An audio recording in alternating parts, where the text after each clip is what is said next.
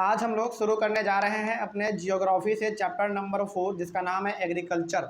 Agriculture का मतलब आपको मालूम है, ये कोई नया वर्ड नहीं है जो कि आपने नहीं सुना होगा। लगभग ये हम लोग बचपन से सुनते आ रहे हैं और एग्रीकल्चर का मतलब भी हम लोग जानते आ रहे हैं कि एग्रीकल्चर का मतलब होता है बेसिकली खेती बाड़ी से जुड़ा हुआ काम, है ना। लेकिन यहाँ पे अब आपको जो है ना एग्रीकल्चर के बारे में थोड़ा बहुत ज़्यादा जानकारी मिलने वाला है और आप एक चीज़ यहाँ पे देख के चौंक जाएंगे कि एग्रीकल्चर का मतलब हमेशा खेती बाड़ी करना ही नहीं होता है। हालांकि वो भी एक एग्रीकल्चर का हिस्सा है, लेकिन एग्रीकल्चर में एक दो चीज़ और हैं जो कि उसमें ऐड किया हुआ है। हालांकि बचपन से तो हम लोग एग्रीकल्चर का मतलब ये समझते हैं कि मतलब कि खेती बाड़ी होगा, है ना। यदि हम लोग एग्रीकल्चर का वर्ड सुनते हैं तो हमारे दिमाग में पहले क्या आता है कि बड़ा सा ज़मीन होगा, खुला होगा, उसके ऊपर किसान अपना फसल उगा रहे होंगे, हार्वेस्टिंग कर रहे होंगे। इसी प्रकार का हमारे माइंड में एक इमेज आता है ना। लेकिन इतना ही नहीं है, एग्रीकल्चर में कुछ और भी ज़्यादा इसमें इंक्लूड किया हुआ है।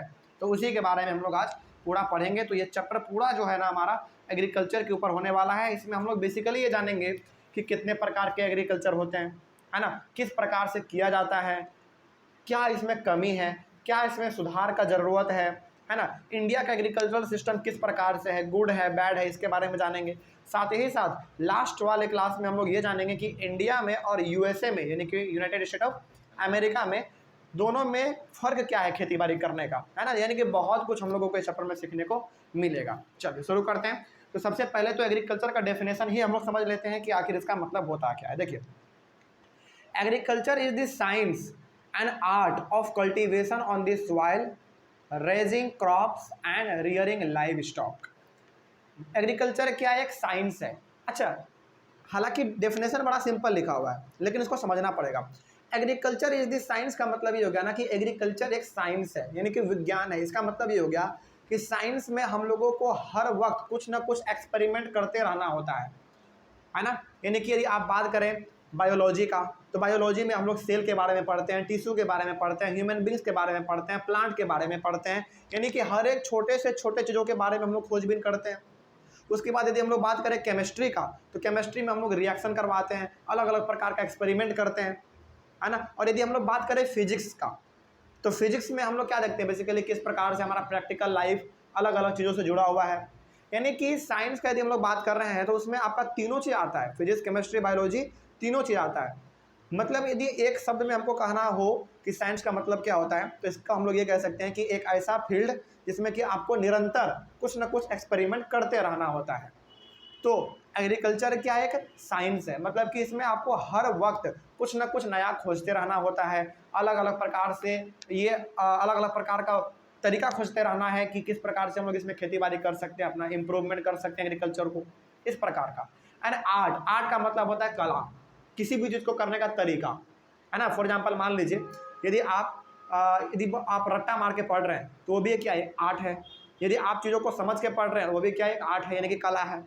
तो एग्रीकल्चर क्या है, दोनों चीज़ है।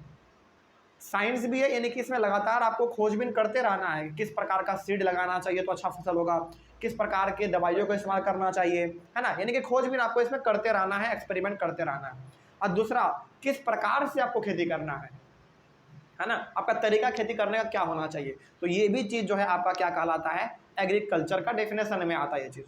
ठीक है, आगे of cultivation on this soil, तो आप मिट्टी पे किस प्रकार से खेती करेंगे इसके बारे में एक्सपेरिमेंट करो, है ना, पता करो कि किस प्रकार से खेती करना है। राइजिंग क्रॉप्स का मतलब हो गया कि किस प्रकार से आपका फसल ज़्यादा से ज़्यादा ग्रो करेगा, इसके ऊपर आपको खोजबीन करते रहना है। एंड रियरिंग लाइव स्टॉक, यही चीज़ आपको समझना है कि एग्रीकल्चर का मतलब हमेशा खेती बाड़ी नहीं होता है। हालांकि वो भी होता है, वो भी एक छोटा सा उसका हिस्सा है, लेकिन एग्रीकल्चर में ही जानवरों को पालना, उससे दूध निकालना, उसको मार्केट में सेल करना, उसका देखभाल करना, ये सारा का सारा चीज़ भी हमारा एग्रीकल्चर में इंक्लूड है। तो बचपन से जो हम लोग एग्रीकल्चर वर्ड सुनते थे तो हमारे माइंड में केवल ये आता था कि अच्छा खेती बाड़ी करना। तो अब ऐसा बिल्कुल भी नहीं सोचना है, उसमें आपको एक चीज़ और ऐड कर देना है कि हाँ, जानवर को पालना, उसका मार्केट में बेचना, उसका दूध निकालना, है ना, ये भी हमारा एग्रीकल्चर का ही हिस्सा है। ठीक है, तो एग्रीकल्चर में हमारा दोनों चीज़ आता है, फसल भी उगाना और जानवर को पालना, उसको देखभाल करना, मार्केट में बेच भी देना, इस प्रकार का। आगे, तो क्या अब एग्रीकल्चर का डेफिनेशन समझ में आ गया। चलिए आगे बढ़ते हैं फिर। Agriculture is also called farming. Agriculture बोलो चाहे फार्मिंग बोलो, मतलब सेम है। और वही बात है, फार्मिंग का मतलब हमेशा खेती बाड़ी करना नहीं होता है, जानवर को पालना भी हमारा फार्मिंग ही कहलाता है। ठीक है, तो agriculture is also called farming, हम लोग इसको फार्मिंग कह सकते हैं या फिर एग्रीकल्चर, जो आपको अच्छा लगे आप वर्ड इस्तेमाल कर सकते हैं। आगे, agriculture includes growing crops, fruits, vegetables, flowers and rearing live stock. Live stock का मतलब क्या होता है? जानवर। ठीक है, तो एग्रीकल्चर में जब हमारा खेती बाड़ी भी करना आता है और जानवर को पालना भी आता है, तो इसमें आपका क्या क्या आ सकता है एग्रीकल्चर में? क्रॉप का उगाना, यानी कि फसल को उगाना। फसल में क्या क्या आपका हो सकता है? जैसे सब्जी हो सकता है, फ्रूट हो सकता है, फ्लावर हो सकता है, ये सब किसका हिस्सा है? एग्रीकल्चर का हिस्सा है। और जानवर को पालना भी हमारा एग्रीकल्चर में ही आता है सब कुछ। ठीक है, आगे बढ़ते चलते हैं हम लोग। तो चैप्टर बड़ा ही इंटरेस्टिंग होने वाला है।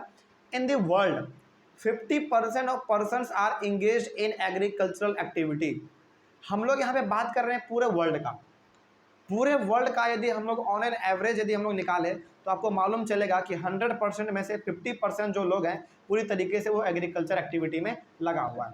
एग्रीकल्चर एक्टिविटी का मतलब क्या होता है? एग्रीकल्चर एक्टिविटी का मतलब ये हो गया कि कोई खेती कर रहा है, कोई इसको काट रहा है, कोई उसको हार्वेस्ट कर रहा है, कोई इसका थ्रेसिंग कर रहा है, कोई इसको मार्केट में पैक करके बेच रहा है, कोई ट्रांसपोर्ट कर रहा है। यानी कि एग्रीकल्चर से जुड़ा जिस भी कामों में वो लिप्त है वो सारा का सारा हमारा एग्रीकल्चरल एक्टिविटी कहलाएगा। बात समझ में आ गया? तो एग्रीकल्चर से जुड़े कामों में हमारे कितने परसेंट लोग लगे हुए हैं? 50% लोग लगे हुए हैं। ये पूरे वर्ल्ड का बात हो रहा है। लेकिन यदि हम लोग केवल भारत का बात करें, केवल इंडिया का, तो इंडिया में लगभग 60 to 70%, 60 से 70% लोग ऐसे हैं जो कि इंडिया में एग्रीकल्चरल एक्टिविटी से जुड़ा हुआ है। ये इंडिया का बात कर रहे हैं, लेकिन पूरे वर्ल्ड का यदि हम लोग बात करेंगे तो 50%। ठीक है, चलिए आगे बढ़ते हैं फिर। 2/3 of India's population are still dependent on agriculture. वही बात है जो कि हमने अभी तुरंत आपको कहा कि यदि इंडिया में 3 कोना पॉपुलेशन है तो 3 कोने में से 2 कोना जो है पूरी तरीके से वो एग्रीकल्चर में लगा हुआ है। या फिर इसको आप ऐसे समझ लीजिए, यदि 70 आदमी है तो 70 में से कितना? 50, लगभग 50 आदमी आपका जो है वो आपका एग्रीकल्चर में ही लगा हुआ है। तो बताइए ज़्यादा संख्या किस में लगा हुआ है? एग्रीकल्चर में लगा हुआ है। तो यहाँ से हम लोग कह सकते हैं कि एग्रीकल्चर में ज़्यादा लोगों का इन्वॉल्वमेंट है। ठीक है, अच्छा एक और चीज़ हम आपको यहाँ पे बता ही देते हैं कि भारत को ना कृषि प्रधान देश भी कहा जाता है। मालूम है क्यों? क्योंकि भारत के मोस्ट ऑफ द पीपल, यानी कि मेजॉरिटी ऑफ पीपल जो हैं वो खेती बाड़ी में लगा हुआ है, तो इसीलिए भारत को कृषि प्रधान देश कहा गया है। ठीक है, आगे बढ़ते हैं। उसके बाद favourable topography of soil and climate are vital for agricultural activity. Favourable topography of soil का मतलब क्या हुआ? इसका मतलब ये हो गया कि सॉइल का क्वालिटी चेक करो, अच्छा है कि खराब है। और ऑब्वियस सी बात है, सॉइल का क्वालिटी अच्छा होगा तो उसमें फसल भी अच्छा होगा। तो मिट्टी का अच्छा होना और क्लाइमेट का अच्छा होना, ये दोनों बहुत ही ज़्यादा इंपॉर्टेंट है आपके एग्रीकल्चर के ग्रोथ के लिए। बात समझ में आ रही है? यानी कि आप फसल लगा रहे हैं, आप उसमें पूरा पैसा खर्च कर रहे हैं, लेकिन वो आपका पूरी तरीके से मिट्टी बढ़िया है ही नहीं, आपका वातावरण आपका साथ ही नहीं दे पा रहा है, तो क्या फसल अच्छा हो पाएगा? बिल्कुल भी नहीं हो पाएगा। तो फसल का अच्छा होना और क्लाइमेट का अच्छा होना यही तय करता है कि आपका फसल कैसा होगा, अच्छा होगा कि खराब होगा। उसके बाद जब आप एनसीईआरटी को पलट के देखेंगे ना तो आपको एक टर्म मिलेगा, अरेबल लैंड। अरेबल लैंड क्या होता है? देखिए, the land on which the crops are grown is known as arable land. मतलब कि जिस जमीन पे हम लोग खेती कर सकते हैं, अपने फसल को ग्रो कर सकते हैं, उसी लैंड को हम लोग कहते हैं अरेबल लैंड। ठीक है, अच्छा जैसे हमारा जिस जमीन पे घर बना हुआ है तो क्या वो अरेबल लैंड है? बिल्कुल भी नहीं है, क्योंकि उस पर तो घर है। क्या हम लोग उस पर खेती कर सकते हैं? नहीं कर सकते हैं। तो जिस जमीन पे, जिस लैंड पे, जिस जगह पे हम लोग खेती कर सकते हैं, अपने क्रॉप्स को उगा सकते हैं, उसको हम लोग कहेंगे अरेबल लैंड। ठीक है, आगे उसके बाद the transformation from a plant to a finished product involves 3 types of economic activities. देखिए, the transformation from a plant to a finished product, इसका मतलब क्या हुआ? इसका मतलब ये हो गया कि आपने सपोज कीजिए कि आपके पास एक बहुत बड़ा ज़मीन है, लैंड का टुकड़ा है आपके पास, उसमें आप ना गेहूँ लगाए हुए हैं। ठीक है, आप गेहूँ का एग्रीकल्चर कर रहे हैं, यानी कि गेहूँ का आप बेसिकली फार्मिंग कर रहे हैं। ठीक है, तो उस खेत से गेहूं का लेके जाना, फैक्ट्री में पहुंचाना, फैक्ट्री में पहुंचाने के बाद उससे अलग अलग प्रोडक्ट तैयार करना। फॉर एग्जांपल हो सकता है उससे बिस्किट बने, हो सकता है उससे क्या आपका मैदा बन जाए, हो सकता है उससे आपका हॉर्लिक्स बन जाए, या फिर जो भी बने, मतलब है ना। तो खेत से लेकर फैक्ट्री में एक फिनिश्ड प्रोडक्ट का मतलब क्या हुआ, पूरा एक चीज़ तैयार कर देना जिसको कि आप इस्तेमाल कर सकते हैं। जैसे फॉर एग्जांपल आपने खेत में गेहूं को उपज किया, तो क्या गेहूं को आप डायरेक्टली इस्तेमाल कर लेंगे क्या? नहीं, उसको आप यदि इस्तेमाल करना चाहते हैं आटा के रूप में, तो पहले उसको धोना पड़ेगा, साफ करना पड़ेगा, फिर आटा चक्की में उसको पिसवाना पड़ेगा, फिर आप उसको इस्तेमाल करेंगे ना। तो वही आप बात यहाँ पे लिखा हुआ है कि the transformation from a plant to a finished product. तो आपके खेत में जो भी प्लांट है, उस पर जो भी फसल आपने ग्रो किया है, वहां से लेकर एक फिनिश प्रोडक्ट को तैयार करने में जो है ना 3 प्रकार के एक्टिविटी शामिल है। Involves 3 types of economic activity. Economic activity का मतलब क्या हुआ, जो आपके इकोनॉमी को ग्रो करे। इकोनॉमी का मतलब ये हो गया कि जो आपके कंट्री के तरक्की में साथ दे। तो 3 प्रकार के एक्टिविटी आपको देखने में नजर आएंगे। जैसे पहला कौन सा है, दिस 3 एक्टिविटीज और this three types of economic activities are primary, secondary and tertiary activities. मतलब ये हो गया कि खेत से गेहूं का लेकर जाना और उस गेहूं से एक बिस्किट बना देना और पैकेट में तैयार कर देना, इस बीच में जो है ना हमारा 3 प्रकार का एक्टिविटी काम करता है। ठीक है, उन्हीं तीनों की एक्टिविटी के बारे में हम लोग आज बात करेंगे, लेकिन अगले वाले क्लास से। ठीक है, तो प्राइमरी, सेकेंडरी और टर्शियरी एक्टिविटी क्या होता है, ये अगले वाले क्लास से कंटिन्यू करेंगे। ठीक है, चलिए, थैंक यू वेरी मच।